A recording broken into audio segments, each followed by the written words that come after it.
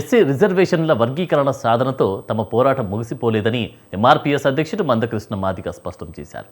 సమాజంలో అణచివేతకు గురవుతున్న వర్గాలు, పేదల పక్షాన తమ ఉద్యమం నిరంతరం కొనసాగుతుందని ఆయన తెలిపారు. బుద్ధుడు, పూలే, అంబేద్కర్, కాన్సీరాంల స్ఫూర్తితో 2 తెలుగు రాష్ట్రాలతో పాటు దేశవ్యాప్తంగా ఉద్యమాన్ని తీసుకెళ్తున్నామన్నారు. ఏపీలోని ఎన్డీఏ, తెలంగాణలోని కాంగ్రెస్ ప్రభుత్వాలు ఇచ్చిన హామీల అమలుపై సమీక్షిస్తామని ఆయన స్పష్టం చేశారు. హామీలు నెరవేర్చకపోతే పోరాట బాట పడతామని హెచ్చరించారు. కుల వ్యవస్థ రద్దు, ఆర్థిక అసమానతలు, మత, లింగ వివక్షల నిర్మూలనే తమ ప్రధాన లక్ష్యాలని మందకృష్ణ మాదిగ తెలిపారు. మాదిగ రిజర్వేషన్ పోరాట సమితి ప్రధాన లక్ష్యమైన ఎస్సీ రిజర్వేషన్ల వర్గీకరణ సాధనతోటే మా పోరాటం ముగిసినట్టు కాదు.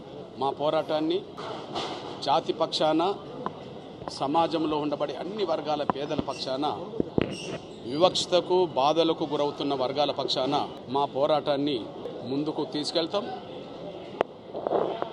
మా పోరాటాలకి స్ఫూర్తిగా గౌతమ బుద్ధ మొదలుకొని కబీర్, సంత రవిదాసుల వారసులుగా, మహాత్మా జ్యోతిరావు పూలే మొదలుకొని డాక్టర్ బాబాసాహెబ్ అంబేద్కర్, బాబు జగ్జీవన్ రామ్, కాన్షీరామ్ వారసులుగా మా పోరాటాన్ని తెలుగు రాష్ట్రాల్లోనే కాకుండా, దక్షిణాదిలోనే కాకుండా దేశవ్యాప్తంగా ముందుకు తీసుకెళ్లే విధంగా ముందు మా కార్యక్రమాలు